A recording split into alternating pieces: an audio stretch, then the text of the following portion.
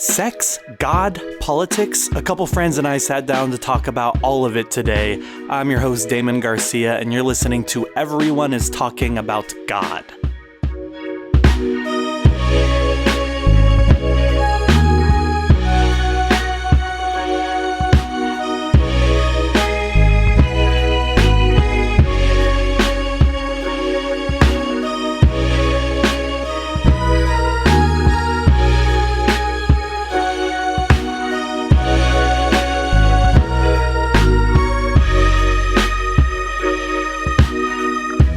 Yo, what up? We out here. Welcome back to the podcast, episode 44. My name is Damon. I'm here with some friends once again. And Hello. Two of them were here last time. Who are you? Carlyle. And who are you? Collin. And we got a new friend here. Courtney. CCC. Oh my god. CCC, cool Christian school. And we're all born 1993. Yes, it's true. Well, vomit free since 93, bro. Well, not true. Yes, but we all just got back from the Way Collective. We talked about that a little bit last week. In the episode before that, we interviewed Tim Burnett, who leads that up. But it's so wild. I've met multiple people, including you all, who were born in 1993, and I've said that I haven't met this many people born in 93 since high school. It's strange. There's something Special. Yeah. afoot. I think it has to do with the moon. The moon. Oh, yeah. What about the Totally. moon? It just left Mercury retrograde. Oh my I think. God. So, Mercury retrograde, man. Maybe something to do with Yeah, that. one of our, a few of our planets are the same. What?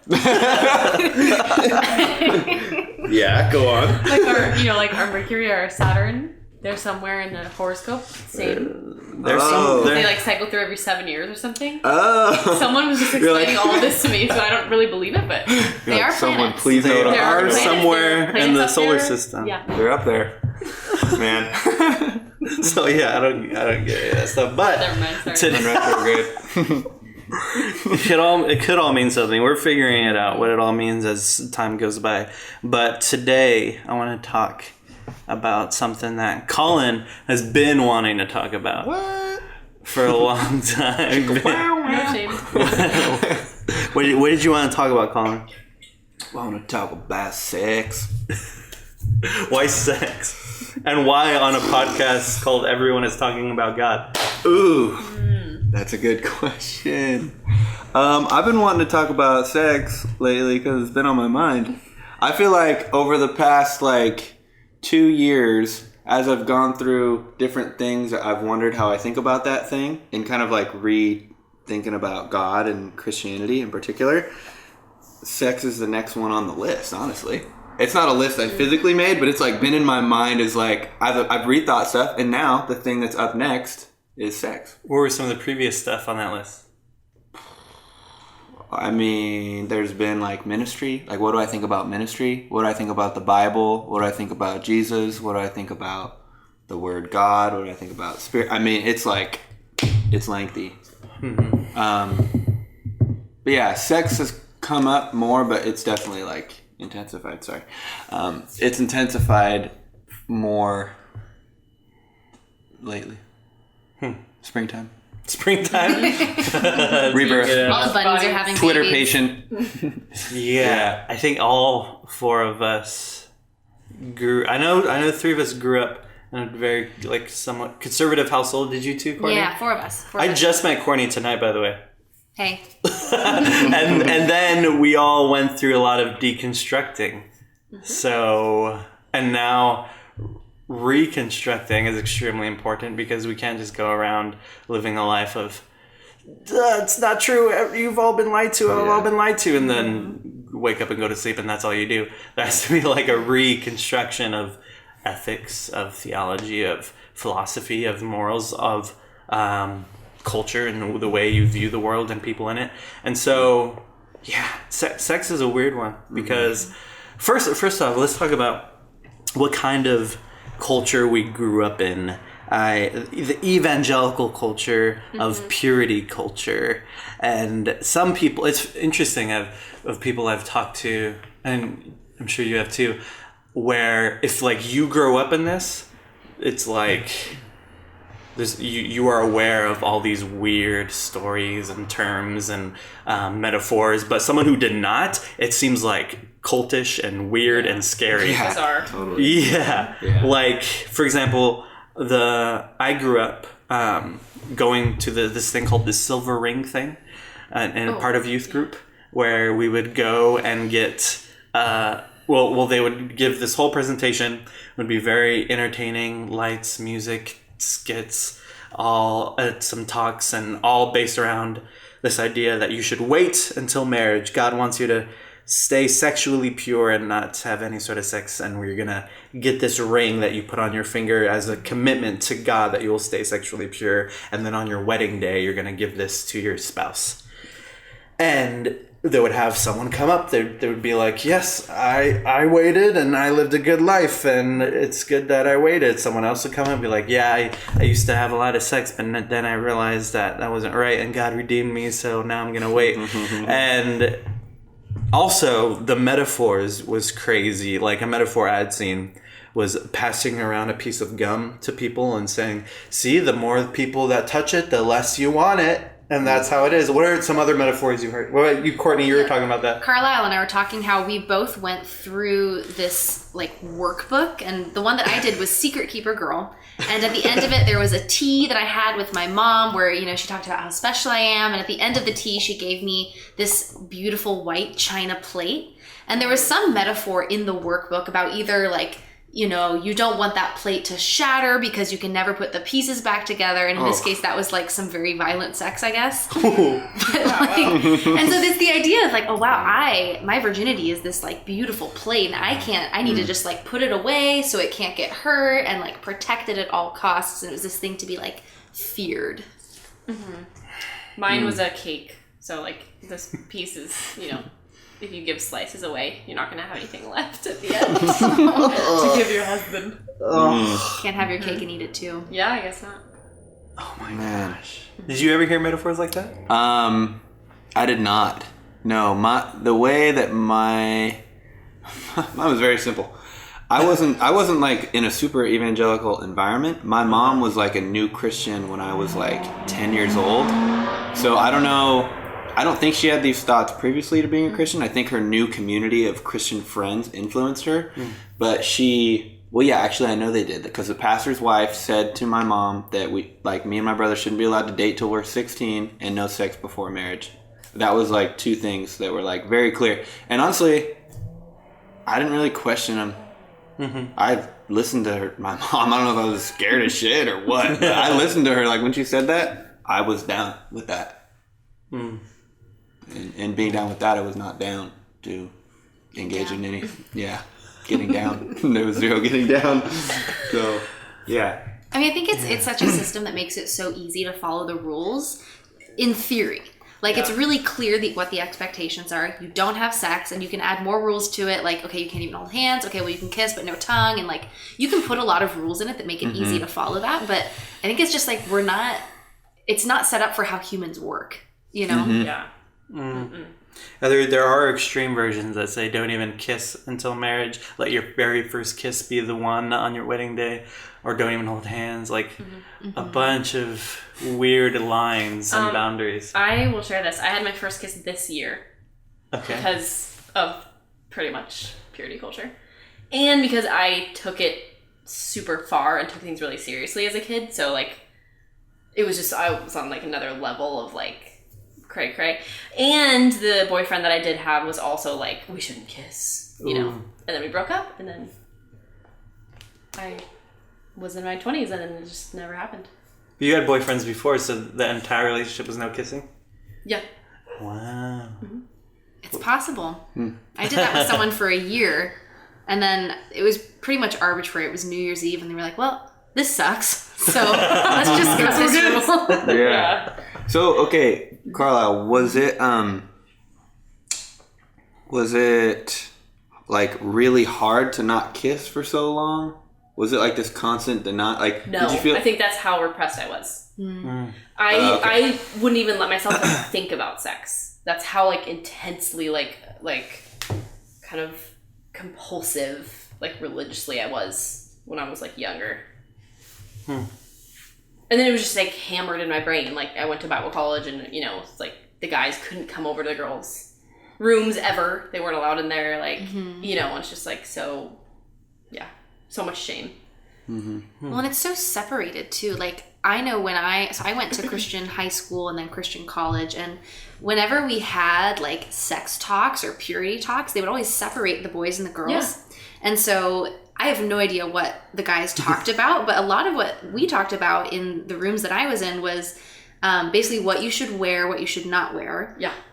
There's this like 4 on the floor thing where if you're sitting on the couch with someone and that someone is a boy, you need to have 4 feet on the floor. Whoa. The minute you start to like cross your legs or what, you know, and also like no heavy breathing was another rule. Because the minute you can, you know, you're doing things, the minute like you start, and you're like, okay, that's sin. Stop right there. Yeah. Whoa. But like that's a lot of what it was. It was like things that you can do to make sure you're protecting your purity. And I don't know if that's what it was when the boys went and talked about things. Like I wasn't allowed to know, but it was mostly just like dress modestly, keep your feet on the floor, make sure you don't tempt someone else. Yeah, it almost gave us this weird, like, power thing. Like, you're gonna just make a guy, like, have sex with you. It's all up to you. Yeah, like, it's so weird. Like, I don't know. I feel like that kind of, like, screwed with me, too. Well, it also takes away agency from men. It's this idea that, like, men are this ravenous creature that... Yes, like, they can't if you have control one less if your button. shows. Yeah, and like, that's not fair to men either. Mm-hmm. I'm just thankful that I finally know now what the girls were talking about at their girl meetings. Because I've been like dying to know. Oh my gosh. These men meetings have been so interesting. Yeah, tell us about what were that. I'm curious now. Okay, well they happened with me as I got involved in a conservative Christian ministry in college. That's when I can remember them happening. So it was a little later in the game for me. But we would talk... What would we talk? We would talk a lot about... I don't know. It just felt like a lot of people just feeling bad about themselves and what they want to do. Yeah. Like, so what can I do? I feel like I don't remember a lot of the leaders, like, saying a lot of things up front. I remember there being a lot of questions of, like, how far is too far? A lot of that. And then there was a guy... Some content that I do remember... A guy said, he was talking about how kissing is a kindling of the fire, which I agree with. I think that's good. But he was basically saying, like, don't kiss someone unless you're a spouse. He didn't kiss his wife until they were married or his whatever. So yeah, I actually adopted that myself. This was when I was in college. So when I was like 18 years old, I was like, okay, I'm done kissing girls. So I didn't kiss anybody for like 3 years because I was like, he's right. It is a kindling of the fire. And I had this thought that like, you know, if I'm going to kiss someone and it's a kindling of the fire for sex, then I'm not going to do it because I'm not trying to have sex. Yeah. So yeah, that was kind of my experience with that. And you know what I think is kind of weird about the whole thing is that in this weird, like, counterintuitive way, all of this stuff over-sexualizes things. Yes. It like, you know, like, it's weird. I was involved in those separation of the boys and girls meetings since I was young and like junior high school. And yeah, I remember it having a lot to do with respect. Like, you respect these girls, and if by messing with these girls you're being disrespectful to them, and like you have to think about them like they're your sister, and how would you treat your sister and your mother and stuff like that. But there was some of that, like you said, treating us like ravenous, uncontrollable creatures, where it's like very much like I remember being in youth group, and one of the youth leaders would always do this. Tell the girls, stay away from these guys, they're crazy. And it felt weird. And then but you're right, there was, I think, an element to it that made it more and more sexualized, because I had that ring around my finger for quite a while as I was going. I remember I had it actually my freshman year of high school, and I had it most of it. And then eventually I took it off and stopped wearing it because I felt like I was just always thinking about it because it was always on my finger. And yeah, I felt like you're just making me think about it more and more by telling me to not. And it's interesting, one of the things that my dad was super involved in teaching and leading a singles ministry at our church. So he was very into reading about like kind of, I guess, purity culture and dating and all that, because he for studying to lead that ministry. And so he had a lot of books on this subject, and I remember one of them was called Every Young Man's Battle. And in the beginning, I remember he told me that I got to read this, and I remember at the beginning the guy was talking about how he's has these lustful thoughts. He was like giving an example of like how he was imagining taking this girl's shirt off and filling her up, and I remember feeling like, you're just making me think more about it. And I told him, my dad, that, and he's like, all right, you don't have to read it. And it's interesting because there, like you said, Carlyle, when you were in Bible college, you felt very repressed. But there's also several people in Bible college that become super obsessed with sex, but it's like everything but vaginal, if I may say, where it's like everything but sex. Yeah, where it's all like everyone knows, and there's these little things that people do, like classic joke that people make is that Bible colleges and Christian colleges are some of the biggest dry humping communities. And yeah, so it's not sex, it's if we're just doing this, or if we just touch each other there, or kiss each other there, or put it in there, it's not sex, we're still virgins. And there's this obsession with virginity that I found extremely annoying. Well, and you said something interesting, Collin, too, in response to that, which was, it's everything but sex. Yeah. Which is interesting, because I think that living in that purity culture, for me, boiled sex down to just one sexual act. Yeah. And it's like, you can do all of these other things, don't talk, it's like, don't ask about it, like, don't ask, don't tell. Mm-hmm. You know, you can do all these other things, but if you have vaginal intercourse, that's it. And it like reduces sexuality to something so minuscule when it's actually something so much more. And I think it takes away from what can be the beauty and like the benefit and value of sexuality, which is your whole person and all of your experiences and so many more things that I'm still exploring and figuring out. But it's not just this one sex act. And I think it actually does a disservice to sex to boil it down to say, this one thing right here, that's sex. Mm-hmm. Yeah, very much so. Yeah. And so we were talking about this before we started recording, and some of the most extreme versions of this behavior you had mentioned, you had heard from the Mormon community, Courtney, soaking and jumping. Yeah. Can you explain that for our audience? To put it delicately... If you have children in the room, please remove them. Mute. This is something, I will say, I did not hear this from the Mormon community. I heard this from someone outside the community, so... Yes, and I'm sure there's plenty of Christians that do it outside the Mormon community. Yes. I think. But this idea is that soaking is what happens when you want to have sex with someone, but you know that if you put it in, that's sex, right? 'Cause that's the act. So you just put it in and you leave it there. No movement, no, just hanging out. You're just soaking, essentially. And it's something different from jumping, which is, I guess, somebody else comes and jumps on the bed to help something happen. Yes. I can't imagine. Hearsay. I can't imagine being that good of friends with someone to be willing to do that for my friend. Yeah. But I think jumping on the bed. Oh my God, no. I think it just speaks to the lengths that someone will go to experience their true self as a sexual being when you have all of these like legalistic additions that force you into, okay, well, this is what I want, so I have to find some way to make this happen. Yeah, it makes me sad, honestly, because it's like, they're just everyone's sexual being. Like, they shouldn't have to, like, do that to, like, experiment or whatever, or experience it. Yeah. And I feel like if you do a lot of that over time, just your thoughts and feelings towards sex are going to be so stunted. They're going to not be full, and it's going to be like this weird thing that you might have to work through later on. Even if you do, let's say you follow through with it, you do this kind of other stuff before, and you get married to this person. There might be some stuff there that you'd have to work through You know, and how you viewed it prior and then after. I think there'd be something there that you'd have to work through. Well, and you were talking about communication.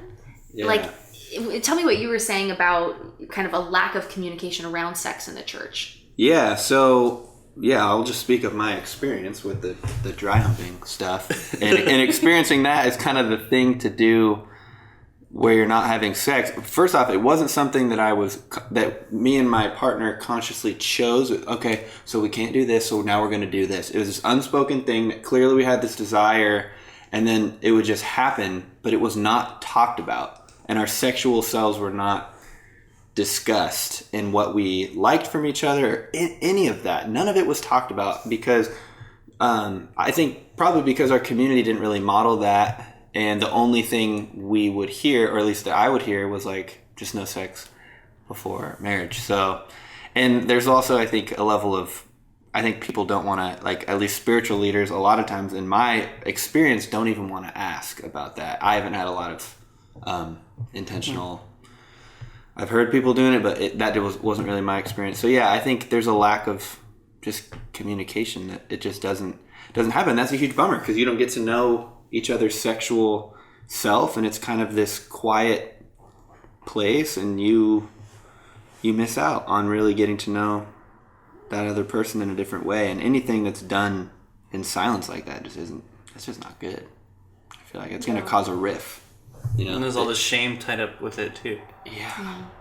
And that's another thing that you'll have to eventually work through, right? Because you're going to have to communicate in sex eventually. Mm-hmm. So that is another thing you'll have to bring into a relationship. To how do we communicate? How do we even talk about what we want? How do I know what I want? Mm-hmm. And how do I then communicate that to you? Mm-hmm. And then having all these experiences where afterwards I knew that I didn't want to have, or I knew that what I was doing wasn't what was right or something. So I feel like that correlation in my head, I think it's gone now. It's gone.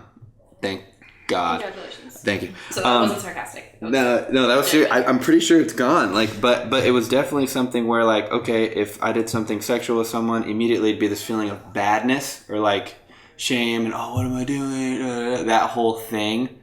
Yeah, that's something that I had to work through though. Yeah, I think like through our journeys, we've all come to a place where we are for sure now that whatever we do sexually, there isn't a God that is mad at us for any of it. Yes. Which took a lot. But then when you take that out of the equation, there's a different kind of pressure because now it's up to you to decide your sexual ethics. Because you're not basing it on, what do I do to make sure God isn't mad? Mm-hmm. Yeah. Now it's like you got to figure it out on your own. Yeah. How's that journey been, Collin? Because you've been thinking about this way more than I think. The three, as of late. Yeah. Will you repeat the question one more time? How has that journey been of figuring out your own sexual ethic? Yeah. So okay. I think that it's a good question. So... Well, I think the first thing that comes to mind, one of the first things when I ponder just purity culture and having this this environment where sex is bad to do before marriage and you should avoid it before marriage, part of that I've recognized through conversations with people who have had sex, how that is actually in part a cool thing. Like I've tried not to be super like... What was a cool thing? That... The way that it's protected and viewed as a sacred act, that I like. I like that that's instilled in me. Like this is something that creates a special connection or whatever. That type of thing around it, and not seeing it as something to be loose with or flippant with. I like that that's in me. And I've talked with people who are kind of on another end of the spectrum where like they've expressed their sexuality more and they don't feel ashamed about it, but there is something that it's kind of cool that we can both kind of meet in the middle somewhere or in discussion where they can say, like, I kind of wish there was part of me that viewed it like kind of more sacred like you do, where on my end I'm like, yeah, I wish I wouldn't have repressed it as much as I did. Mm-hmm. There's kind of this middle ground. So I think now the thing that I'm thinking about is what's the most loving thing that I can do and that me and this other person can do together. And it opens up this whole other level of communication, and it's out in the open, and it's not hidden or repressed. And anything that's not hidden or repressed, like, that just seems like a good thing. Like, if you're hiding or repressing emotions and keeping that stuff down, it's gonna come out somewhere in a weird way. And so I think if you're talking about it, that's good. So in my experience now, that's just way more a part of it, where there's not this like fear of God being mad at me. No, it's just not there. And so it allows me to be open and loving by being vulnerable and communicating. And I feel like that's like what we want to be like. And that's, I think that's emulating Christ, honestly. And, you know, again, I say it slightly reluctantly because there's still this part of me that's like, I don't know, man, like, is this what you want to do? There's still like a little bit of that lives. But I think if we're communicating with someone and trying to make the most loving decision possible, then I can't see how we can really go wrong there at the end of the day. That's good. And you're still on a journey of figuring it out, which I think is a way better place to be than saying, I figured it out. Yeah. Yeah. And I have trouble with anyone who says they figured it out, no matter how good it sounds. It's such a dance. Like, and it might change with different people. Maybe some people are like not into that or whatever, and then you kind of be like, okay, well, like, what's the best way we can do this? And hopefully you can come to some cool middle ground, but at least you're talking about it. I feel like that culture of repressing it makes it so it's not talked about, and that is not psychologically healthy or spiritually healthy or anything. So I like what you said about it still being separated from just any other act, because I think that sex is something that is so vulnerable that you have to create some kind of sexual ethic. Like, you can't just throw out purity culture and say, okay, now I'm just going to do my thing, because I think it actually is important to have some rules and guidelines and, I guess, values around like what's important sexually, like having enthusiastic consent, not just like, well, this is what we do now, I guess. Like, it's not just what you do. It's not just like making breakfast, you know? Like, so you have to have people who are enthusiastically consenting to everything, and you have to be safe, you know, like do what you need to do to make sure that you're protected and that you're taking,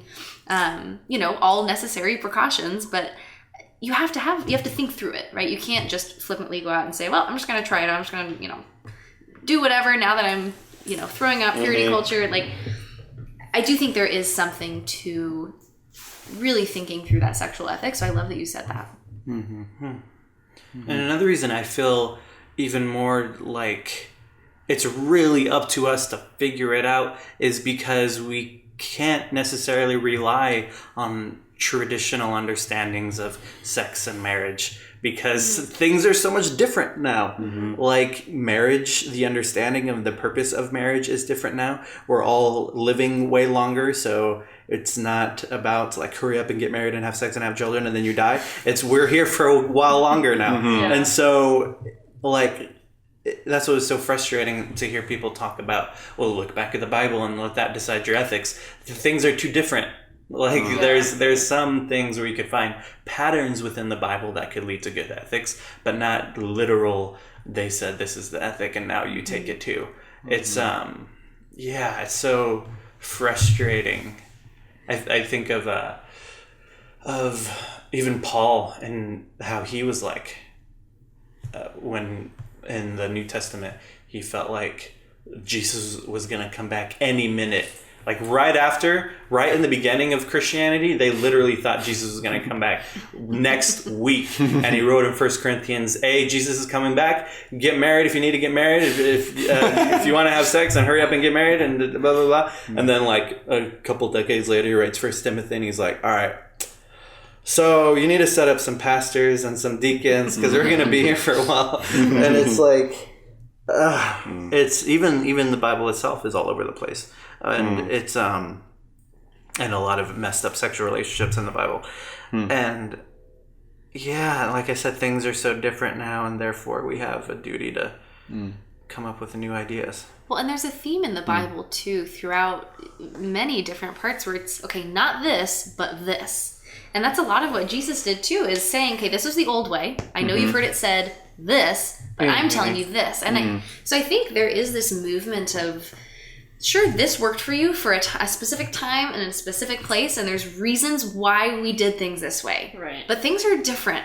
And so it's taking, I think, the principles and the values that are important and saying, how does that look in our society today? What does that mean? So like you said, you know, taking the patterns in the Bible and kind of seeing what are the values we can draw from that, and what does that mean for us now that things are different. Yeah. I was thinking of something you said, Damon, about not having it figured out yet, and how cool it is to be in a... I personally don't think that you can be in a relationship where you have stuff figured out, or at least it's not going to be some type of a healthy dynamic thing. So when I think about why wouldn't that apply to the infinite or God, and thinking about how I don't know, I just feel like to open up the conversation about sexuality as opposed to the old way of me doing it, where there wasn't any dialogue between me and my partner, that was a cutting off of a part of our relationship. And so I feel like bringing sexuality up as just a question, something to think through, and how can we do this best, you're engaging in relationship with not only the other person, but with God, I think. Because when you're asking those type of questions, what's the best way I do sexuality as a human, you're going to start having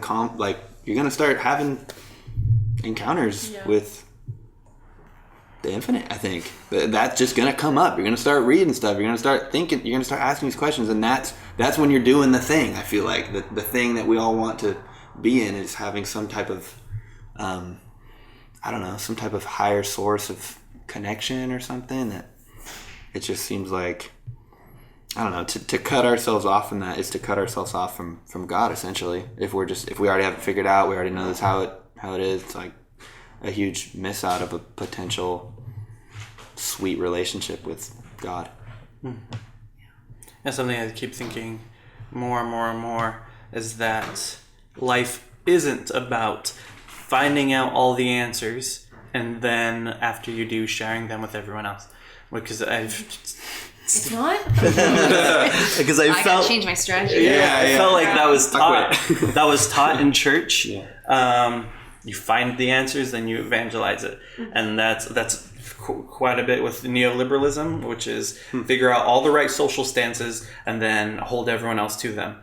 And you could say that about the other side of the political spectrum too, every side of it. And when I see actually what life is about is constantly learning and growing and questioning, and it's turning things into a question is huge. And that's something that's helped me grow a lot, where it's like not what I've seen cause me trouble is when I say, I'm no longer going to believe this certainty, I'm now going to believe this certainty on the other side. That just causes more stress, because over time it starts to fall apart like the other certainty did. But when it's saying, I'm going to take this certainty and turn it into uncertainty and commit myself to the questions, that is a way better spirituality. Well, and I love that, because it to me speaks so much to how you can encounter God in someone else.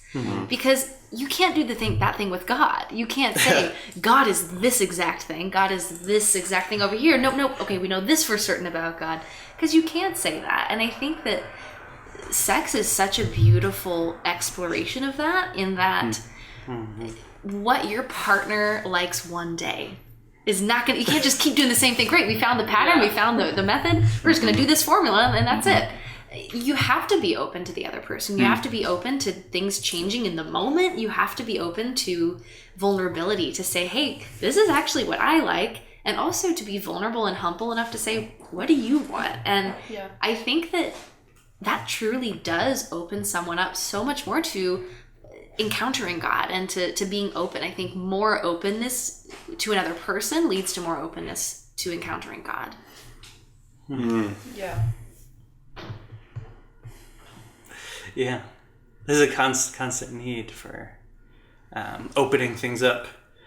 Every part of your lives and your relationship and your spirituality, where there's a boundary, a closed boundary of this is how it is, it's about finding all of those and opening them up. A few episodes ago, we interviewed my favorite theologian, John Caputo, and he wrote a book called The Insistence of God, A Theology of Perhaps. And I really liked the idea of a theology of perhaps, or God perhaps, like making everything we say about God perhaps, which is different from I don't know. I don't know. The agnostic I don't know is like a distancing from, but perhaps is I don't know, but I'm gonna continue to dig in this for the rest of my life. Oh my gosh. I like that. That is perhaps kind of ignites a sense of wonder too. Yeah. It's funny. Earlier when we were talking about being the thing that came into my head was God with a question mark next to it. It was like God, and then I thought about like you guys, and I was like, okay, if I think about Damon and instead of putting like a period after his name, I put a question mark. It's a constant curiosity for me to know him and to know each other. Right. Carlyle, question mark? God, question mark? On my ass. But yeah, it's like it keeps it so wonderful. It's full of wonder all the time. Just it's never like this stagnant like Damon. I got him figured out. Yeah. Like that's just not how it is anytime with anybody, anything, ever. That's so true. And I think if you don't have the question mark, it can take out the wonder and the awe and the like evolving flow of life. You know, keep that question mark there, guys. Yeah. Oh my gosh, that's good. Are we getting tats? Dude, that's just a huge bad question mark. Call me the Riddler. I will say this. I have had a best friend since I was born. I was actually at her baby shower. And we've been best friends since I think we were 8 years old. And now we're both 25. And so you can do the math with whatever that is. But it's a long time to be friends. And I think the success in our friendship is simply having that question mark or having that semicolon or whatever you want to say. We've allowed each other to grow and expand and become who we are, and that hasn't changed. I'm still open to she could come out and say something completely different from what I thought, and that doesn't change how I love her. That doesn't change that I still want to be her friend and support her. But I think that's part of it, is kind of having that openness with people, with God. I have a friend like that too, and it's like every few months I feel like we change our minds about like something, but it's always like, oh, like cool, you know, like I'm never like sure what her stance is on something, and same with her to me, and I never feel like there's judgment or like any like, wait, what? But you like thought this before. It's like we totally just let each other evolve, and like it's really cool, and I think that's why we're still friends as well. Yeah, and I'm not going to shatter her perspective of me because it's not glass, you know, it's malleable. Totally. Yeah, and that question mark should be applied to sex and sexuality, because I think it was the last episode I mentioned something about how I felt like I could just leave evangelical Christianity and just jump right into progressive Christianity and be accepted and run and flourish in that world, but I felt like they had problems too.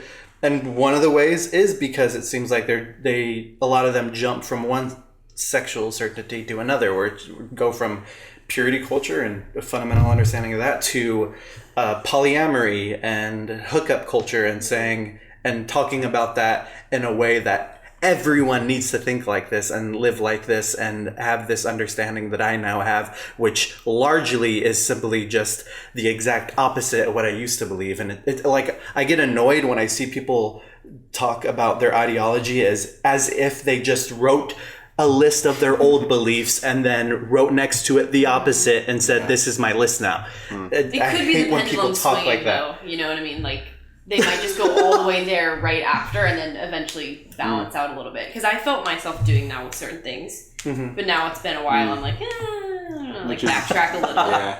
You know what it feels, or what just came in my head to keep this analogy going? Yeah. Is that the word changed, not the punctuation. What? What do you mean? You get what I'm saying? Okay. What's the word change then? Conservative, liberal, periods. Where they both have. Are you guys following my metaphor? I see what you're saying. Okay. So we're back to the list, right? Of the two. And thinking of relationship as a not. question mark, right? Thinking about relationship as a question mark, and keeping things as a question mark. Sex, question mark. God, question mark. Mm-hmm. Yeah. So, in just thinking about what you just said, like conservative with a period, and then you can swing to the other side of the pendulum, liberal with a period. It's still kind of this certainty type of a thing where...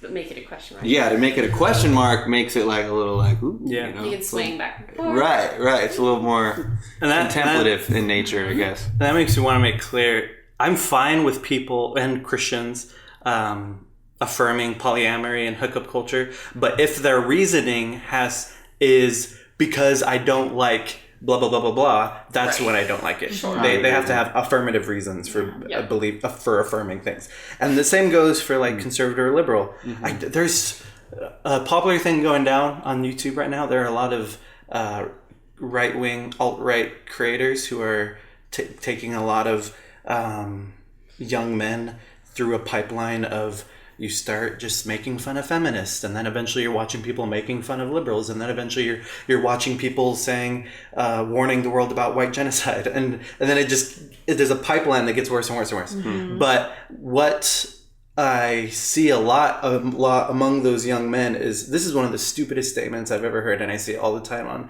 on internet culture, where they say, these liberals are so dumb, these SJWs are so dumb, these feminists are so dumb that they're making me be a conservative. They're so annoying that I am now a conservative. Yes. So here's something that I find intriguing is with these periods after your ideology, saying this is what it is, period. There's often a threshold to enter into dialogue. So especially, I think, actually in more liberal circles, and I typically tend to find myself in those circles, but I found there's this threshold to be able to enter into the conversation where if you don't have the right words, if you don't have the right way to talk about a certain thing, then you're labeled as other. So if I come from a perspective where, maybe I don't know how to talk about the LGBTQ community, and I say the wrong things, but my heart is right. Even if I come into the conversation with curiosity and with wanting to understand, it's hard because even somebody outside of the community, even somebody like me who's a straight white woman, might hear that and say like, oh no, that's not the way to talk about it. And so there's this really high threshold, and I think that's difficult because it halts conversation and it halts understanding, and it can be with other issues too. And so, it's not just about having the wrong words. I mean, sometimes there's an actual issue of saying offensive things, and that's different. Yeah. But just not having the right lingo, not the right way to talk about things, I think often stops people from even being able to join the conversation. And so you stick even more to, okay, well fine, then I guess I am just conservative, and I guess I am just liberal, and it forces people into what Brene Brown calls the echo chamber of just hearing your own perspectives back to you. And so anyway, I find that interesting because I think that phenomenon applies across the board, whether it's conservative period, liberal period. We even just get caught up in the lingo. Yeah, it's dumb. Why do you think people do that? Like, why is there this weird, like, intimidating, like, thing? You know what I'm saying? Yeah. Where, like, you feel like you can't engage in the conversation if you don't have, like, this super eloquent, like, educated thing to say. I feel like we're really getting to the juice right now. Something just came up. So I feel like, oh man, because there's so many people like that. Sorry, and I feel like it really pisses me off because it just doesn't help anyone with anything, right? I feel like this is what makes the Christian way so interesting to me.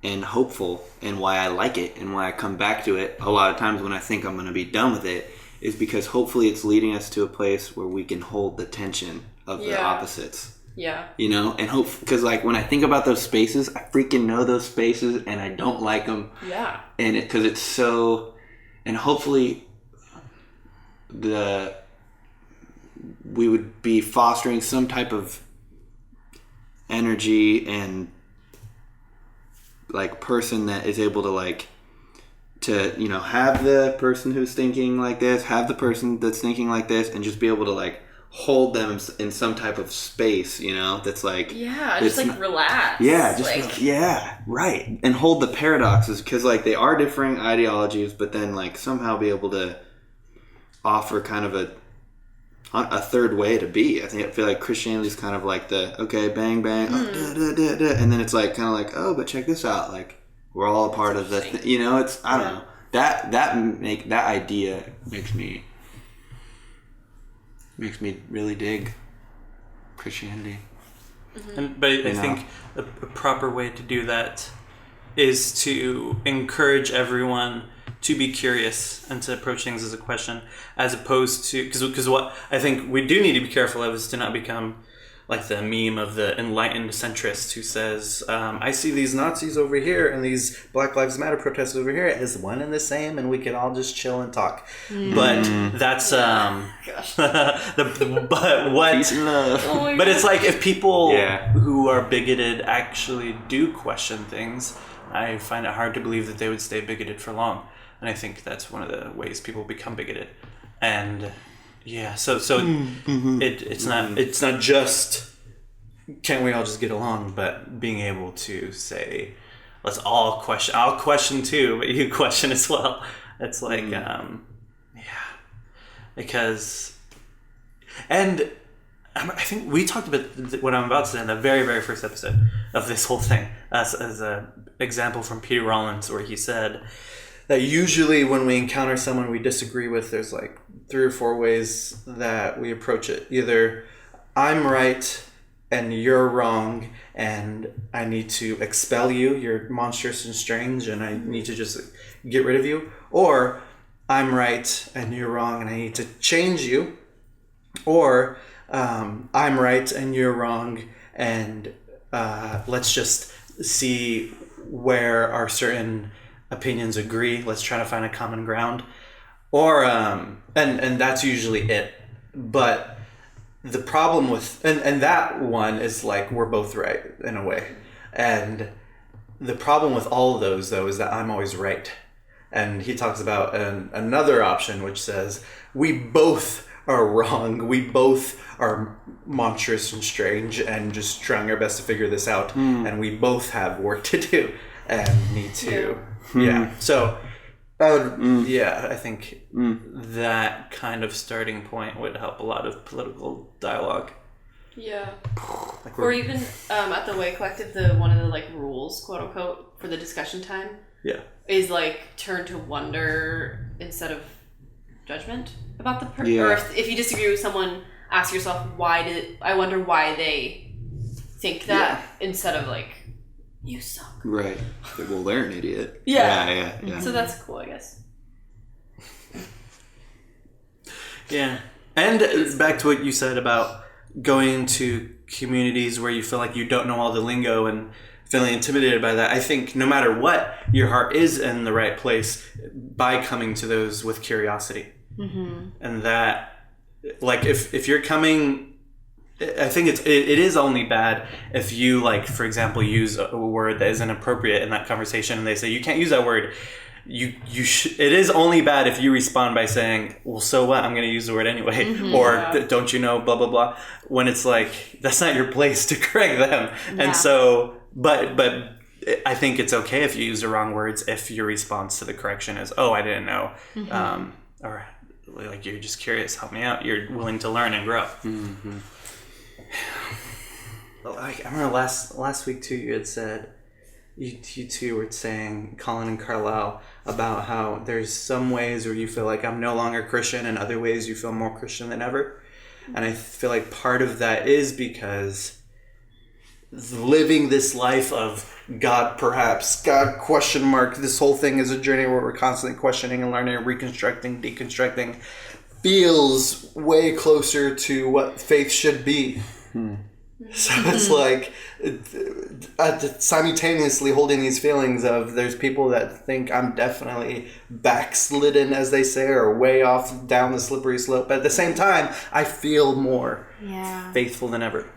That resonates with me as well. I think when I left my previously formulaic faith into the great unknown that I'm still in, it was really scary because I had so much comfort in following a formula, essentially. And I realized after, though, no, now I'm living what I think is the most authentic faith of my life. Yeah. Because so much of it is questioning, and so much of it is humility and curiosity and wonder, and I love it. And it's scary at times because I don't have all the answers, but I am so much more excited to live that kind of faith because that feels right to me. I feel like I'm being honest with myself about what I see in the world. Totally. That slippery slope, you just slide all the way down into the unknown. That's where we all are. It's better. And sometimes that slippery slope is sex, Totally. which we're talking about now. Yeah. Yep. Sex can be slippery, you're right. Hopefully. He said it. He said it. But Host also, said it. sliding down a slippery slope is a lot funner than going down that and being stuck there and not moving. Yeah. Yeah, like, and slowly true. sliding and feeling super soaking, scared and folks. shameful. Yeah. It's like just slide down. It's fine. There's love there. Down Yeah. It's okay to slide down the slippery slope Yeah. because there's not an angry God at the other end, ready to bang you in the head with a Bible. Right. Right? That's not Yeah. loving. Jesus said that himself. He said those who exact quote. those who are at the bottom of the rope are actually at the top. Ooh. The message. First shall be last. The first and the last shall be first. Exactly. That's true. Mary said that, the Magnificat, when she realized she was pregnant with Jesus, that God will bring down the high and rich and powerful off their thrones and raise the lowly. Yeah. That also applies to slippery slope, right? Totally, bro. Yeah. Get on that slippery slope. You think it's going downwards, but you're going upwards, baby.